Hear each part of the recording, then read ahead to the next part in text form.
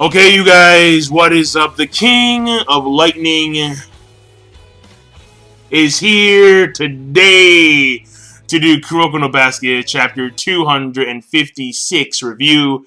Now, this one is a very simple chapter, so this review will be quick by my standards. And the thing here is this, alright? Honestly, I was actually surprised when it came to the sticking with the Koga and the Rio situation.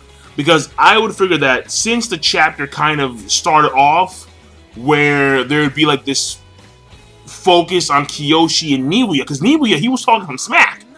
He was like you lack presence. I'm like, yo, like pretty much he's calling Teppei Kuroko. And it's like, yo, this is the right of postponement. Alright? This is you are both uncrowned kings. Yet one uncrowned king is talking complete smack to another uncrowned king. And I would have thought that they would have actually stuck with that the entire chapter. But no, they actually went back and they focused on the whole Koga thing. And the main thing here in the chapter is that, number one, Hyuga is actually watching Koga and how Koga is going about reacting to Rio. And this brings up number two, where in which Rio, he has these certain like shifts, these certain things that he does when he changes styles of shooting. Either he does something unique when he goes to heaven, he does something else when he goes to void, and he has these certain things that he does before he does a particular shot. And these are things that Hyuga has picked up on, and now he's gotten the confidence to actually go against Rio, even though he has 4 fouls. And number 3 is a flashback of Koga, where we actually have the insight of who Koga was as a sportsman before he stuck with basketball.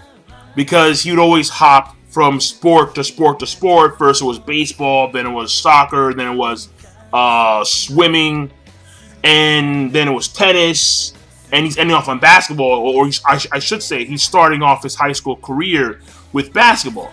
And he was going to quit had not the silent wonder, Rinosuke Mitobe, convinced Koga otherwise.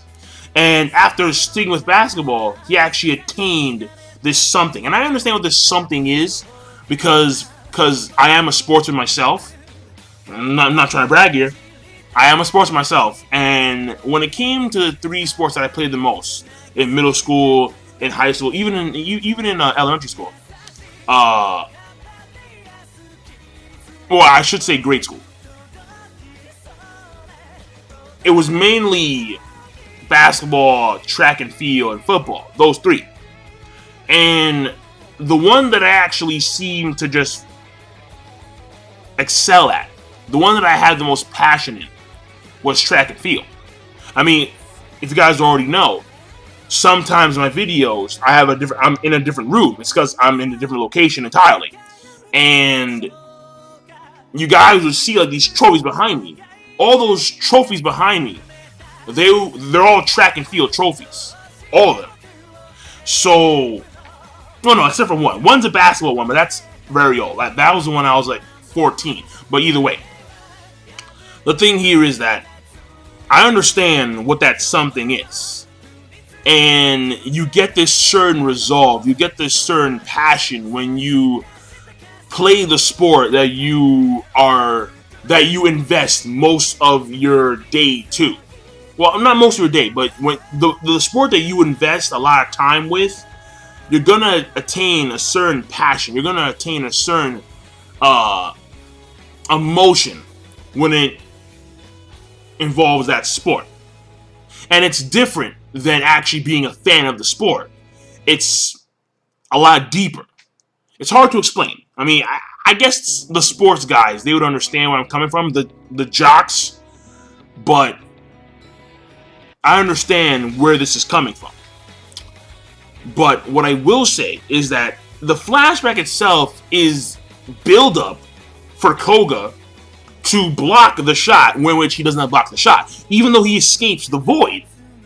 And of course, this being the final benchmark for Hyuga to actually get out of the bench and actually be back in the game against Rio. The thing here is that he failed to block the shot. So we have a deeper understanding of Koga as a sportsman from the flashback, and his sister, his older sister, and how she's motivating him, and so on and so forth. However, in the overall sense of the purpose of the flashback, which was the build-up to block the shot, Koga fails to block the shot. So, in that sense, you can kind of say that the flashback didn't, because he blocked the shot, the flashback didn't have to be as long as it was. Because I believe that the majority, or at least half of the chapter, was dedicated to that flashback. Maybe. I'm not too sure about that. However, because Hyuga's coming in, it does have a roundabout effect, and it does pay off. So even though Ryo had finally got a grasp of Koga, and how he knew that even though Koga can react to all three of my styles, he can't reach me because he's too small, he's too short. He doesn't have the bungees, doesn't have the arm length. In comes Hyuga, who can block the shot, who can now react, because he's picked up on the subtle hints. Where Koga, he did this instinctively, just via reaction.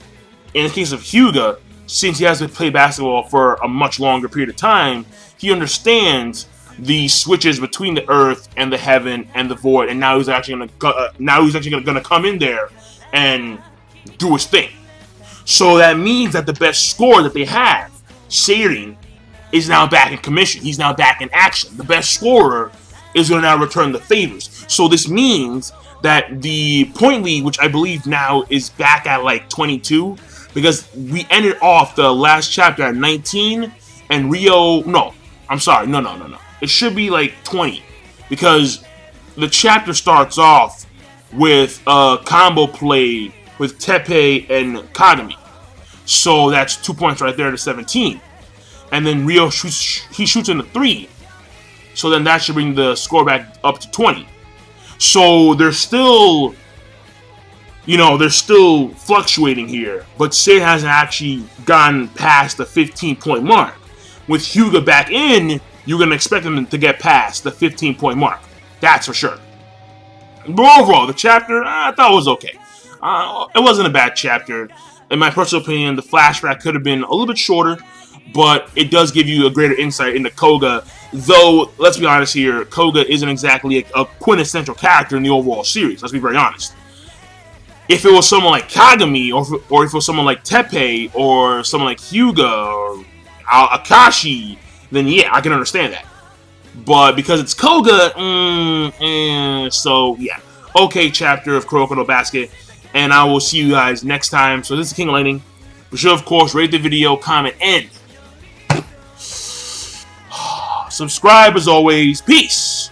Have a nice day.